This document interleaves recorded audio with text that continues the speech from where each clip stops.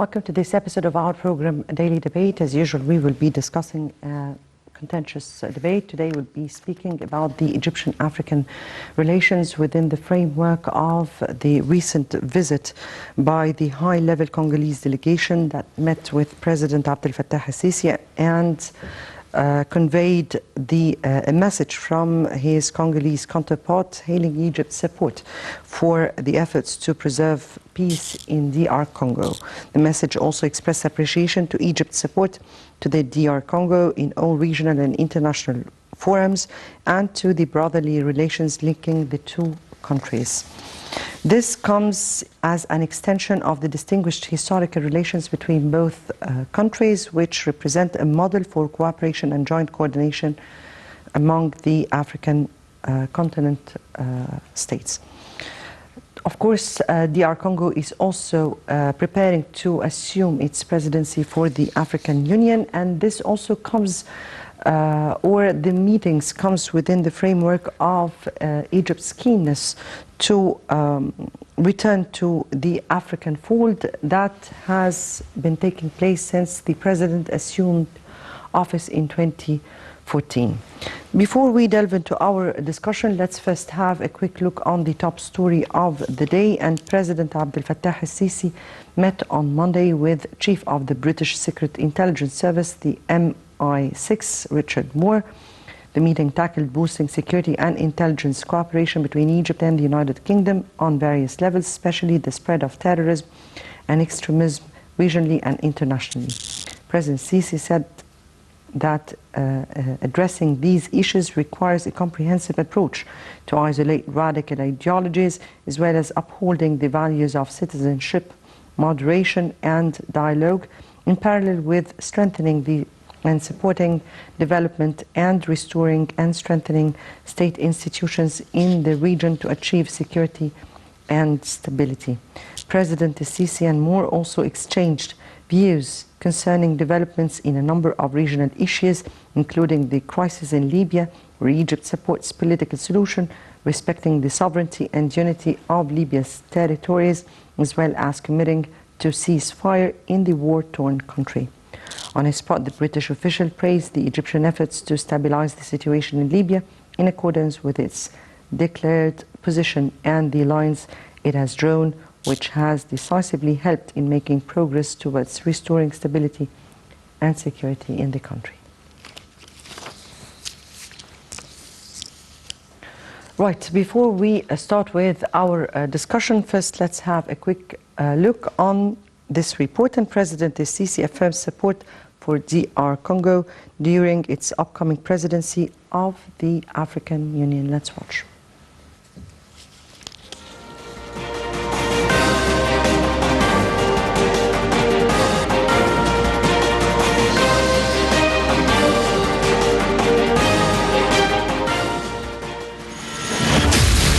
Egypt opens up to the world. President Abdel Fattah el-Sisi meets with world leaders. أعبر لكم عن خالص الشكر والتقدير على حفاوة الاستقبال وكرم الضيافة. Reaffirming Egypt's vision, delivering our voice abroad. لتطوير التعاون الثنائي الاقتصادي والعسكري إلى مستويات غير مسبوقة. Discussing regional and international developments.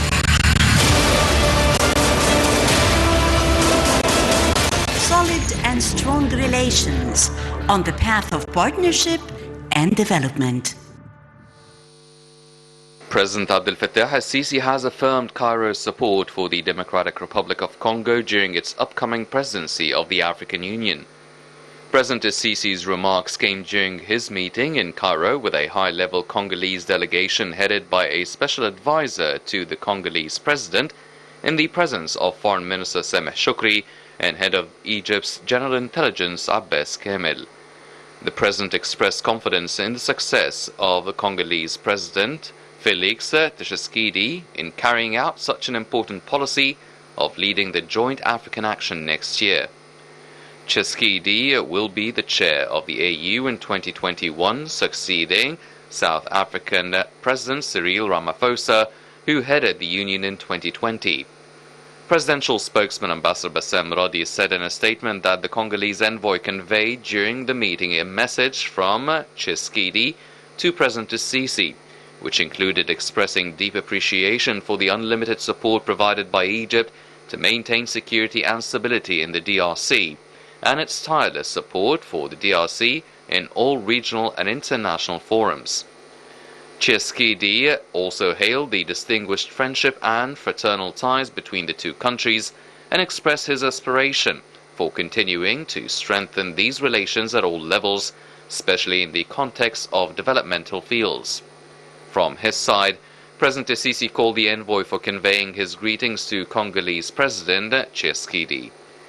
The head of state also stressed that Egypt would continue to support the DRC at all levels in order to achieve stability, development and progress for its brotherly people, as an extension of the distinguished historical relations between the two countries, which represent a model for cooperation and joint coordination within the African continent.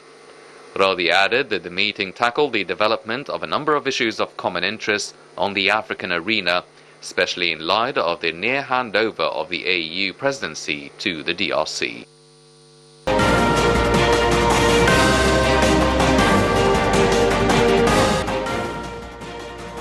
Right, welcome back. And I guess we're back to you, Ambassador Shazly. Good evening to you, Ambassador Mohamed Shazly, former Assistant Foreign Minister. And thank you for being with us. We're highlighting here the visit by the high-ranking delegation from the DR Congo to Egypt and their meeting with President Sisi. How significant is that visit at this very particular time when the DR Congo are preparing to assume the African Union presidency next after South Africa? As you have said, the Democratic Republic of Congo is going to assume the presidency of the African Union. So this gives the visit an impetus and an importance on the Pan-African level. It is a time where there are several very important issues in Africa that have to be tackled and have to be followed. We have the problem of terrorism, which is very high on the agenda of Africa. We have the issue of health with the corona endemic is reaching a very dangerous levels. We have several African projects that have to be studied, the infrastructure, the roads that are connecting the east of the continent to the west and the north to the south. The issue of that has been raised during Egypt's presidency of the of the continental trade area and unifying the different trade blocks in Africa, the SADC, the COMESA, and the other institutions.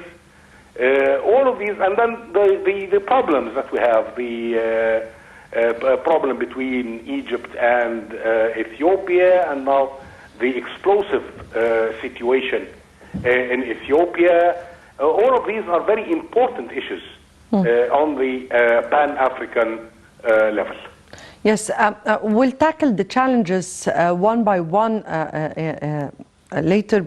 Before I go into the challenging issues concerning the African continent, let me how do you view relations between Egypt and DR Congo, and how Egypt was so keen during the past few years to support the DR Congo tirelessly? The Egypt's cooperation with the Democratic Republic of Congo have deep historical roots. You have to remember that Egypt stood by the Congo during the very first years of its independence from Belgium, and we have supported Patrice Lumumba, against the other groups. And in retrospect, we see that Egypt's view was the right view. We have seen what the regime of Mobutu has done to the Democratic Republic of Congo. Today, the Democratic Republic of Congo is approaching stability after a long time of internal strife, and Egypt is supporting all, the stabilizing factors in the country. You have to take into consideration also that the Democratic Republic of Congo is one of the richest countries in the world with its resources. It is potentially a very, very wealthy country. It has all the natural resources you can think of. It needs stability to launch its efforts to prosperity. It needs an infrastructure. Egypt has always had a very positive role in building the infrastructures in Africa. So I think this is going to be one of the major points of cooperation between the two countries. We have a vested interest in stability in the Democratic Republic of Congo, because any region where instability breeds, it spills over to the neighboring countries. The Democratic Republic of Congo is a neighbor to Sudan, and Sudan is a neighbor to Egypt, and so on. So we need stability in Africa. Africa is a very promising continent. What it needs, first of all, is stability and infrastructure. As you said, respectively, there are a variety of aspects for cooperation between Egypt and the DR Congo. Can you raise your voice a little bit, please? Yes, again. So as you said, respectively, here there are a variety of aspects for cooperation between Egypt and the DR Congo. Aside from the challenging issues, political issues, how far do you see other aspects of cooperation between both countries? As I told you, there are several. First of all, we have to cooperate in stabilizing the whole continent. Stability is not an indigenous aspect in one country. One country where instability breeds spills over to all over the continent. So we all have a vested interest in stabilizing all the unstable centers in the continent. Yes. Also, as I said, that potentially the Democratic Republic of Congo is one of the richest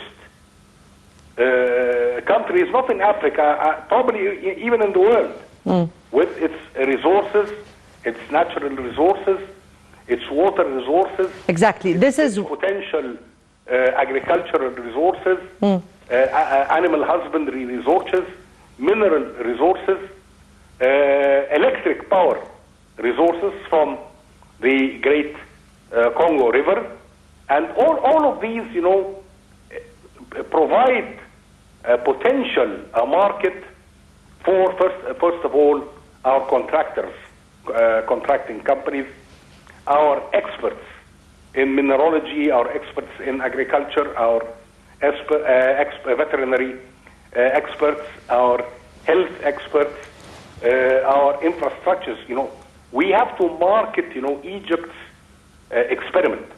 In Egypt, in the last few years, we have built a number of roads, a number of tunnels, a number of bridges. This is something that we should market, and our ability to build a strong infrastructure anywhere in the world. And we have our experience in Africa. We have our very positive experiences in many parts of Africa. So I think this is a very promising opportunity that we should work very hard to achieve. Right. When we speak about continental issues, and Raise your voice, please. when we speak about continental issues, the continent of Africa, and challenges and issues that might be of great concern. So we are speaking about different challenges, namely terrorism, security and stability of the continent, conflicts, and the corona pandemic, as you said, respectively, the economic states. How far do you think it is important for Egypt to cooperate or coordinate with the upcoming African Union president for the challenging issues, particularly in light of the year that Egypt spent as the chair of the African Union? I think, the time that Egypt has spent as chairman of the African Union is exemplary. What has been achieved in this year is really a target that should be pursued by other occupants of this sublime position. As you have said, there are many challenges, and there are experiments that Egypt has gone through that should be marketed. One of the great challenges in Africa is health. The endemic of malaria, the endemic of river fever, dengue fever, and it's a great challenge in Africa. In Egypt, to have the experiment of controlling the virus C problem, of eradicating bilharzia. This shows, what Egypt can do, and what Egypt has done internally, and what it can export its expertise in the sphere of terrorism. The president has recently launched his vision of establishing a African force to intervene in hotspots in Africa, and it has been received very positively by the African leaders. So all of this are examples of what Egypt has to provide and what the expertise of Egypt can do for the continent. When we speak about initiatives Egypt proposed and has been working on, for an instant, the silence of... Please, raise your voice, please. If we speak about initiatives Egypt has started and carried out with, and is trying to continue with, for an instance, the silence of guns. How far has Egypt worked on the peace and security of this continent? How far do we need to work more on this very particular issue? I think, this is a very important issue. This is an issue of prime importance. You cannot have stability, you cannot have prosperity, you can't have development where there is conflict. If the guns speak, everything else becomes silent. And when the guns speak, there is no development, there is no stability, there is no prosperity. So we try our best to establish peace in the continent. We have, put forward this silencing the guns, I think, during Egypt's presidency of the African Union. Unfortunately, we have a big setback, what is happening in Ethiopia today, which is something very, very serious and has to be tackled so as not to spill over to other African countries. we have also a very fragile situations in other parts of Africa. You know, Libya is an African country. Yes. And the situation there is also very critical. You have what is happening in Somalia. You have parts of Sahel and Sahara are also very fragile, and there are severe problems there. So these are very important issues that have to be tackled. You know, as I said before, as for the Democratic Republic of Congo and as for Africa as a whole, Africa is one of the continents that is endowed with tremendous wealth. What is preventing its affluence is instability and the lack of peace and security. So this, I think it is step one for the prosperity of the continent. Speaking about bilateral relations and also issues that concern the African continent, also the issue of the JED, or the Grand Ethiopian Renaissance Dam. How do you view the DR Congo position towards this very particular issue, and how far do you think it would be a fair mediator at this upcoming stage when we are speaking that it will be assuming the presidency of the African Union? The Democratic Republic of Congo is a major country in Africa in terms of area, in terms of population, in terms of resources. And as I said before, you know, the whole continent cannot prosper without stability. No. We have spent a great effort, diplomatic effort and political effort, trying to solve the issue of the Renaissance Dam in an equitable way that gives Ethiopia the right to prosperity, but does not deny Egypt its right for prosperity. And there has been a great intransigence in the attitude of the government of Ethiopia. I think, you know, the intransigence of the government is not just directed externally to Egypt, but it is also directed internally towards its own people. And this has led to what is happening now in Ethiopia. You know, I personally hope that the government will see sense and will not resort to escalating the violence and the bloodshed in the country, because this will be to the detriment of the Ethiopian people and will be to detriment to the whole of the African continent. So I hope that all, you know, responsible African countries will mediate with the Ethiopian government to facilitate an equitable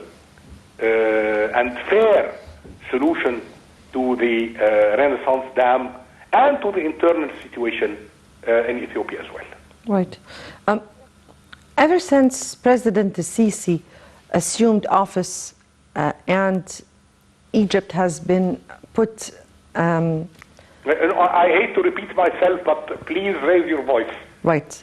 Ever since the president assumed office and Egypt has been keen on returning back to the African fold and has been keen on strengthening the African countries' relations. From your definitely so as we can return to our grassroots as we were before. From your point of view, how do you view how Egypt's efforts unfolded in the very few years, and how do you view the efforts that were exerted in this domain? I think, you know, the efforts that have been exerted in this domain are really admirable. Egypt, we cannot say that Egypt returns to the African fold or Egypt leaves the African fold. Egypt is part of Africa. Egypt is part of the African fold. And we have been, a major contributor to the African, to Pan-Africanism. Egypt was one of the founding nations of the organization which is now the African Union. Egypt has been the spearhead of the African independence movements. Egypt has been the vanguard against the apartheid regimes in Africa. Egypt has had economic and political relations with Africa that are exemplary. At a certain time, due to a very imbalanced view of the leadership to Africa, we have neglected that. We have, for 10 consecutive years, Egypt did not attend the African summits on the presidential level, which really affected, Egypt's stance in Africa very negatively. But, since President Sisi assumed his responsibilities, he has attended all the summits, his visits to African countries and receiving African leaders, his engagement with Africa has returned Egypt to its position, its rightful position in Africa. Great. Ambassador Mohamed El Shazly, former Assistant Foreign Minister, thank you so much for being with us over the phone. Before we continue on with our episode, Egypt is always keen, as I said, on strengthening its relations with the African countries, and is also seeking to promote mutual interests among African people in the framework of the pursuit of security, peace, development, and prosperity. In this context, Egypt and DR Congo have shown mutual support in various stances and cooperated in many fields, such as the electricity, trade, and infrastructure. Let's watch this report.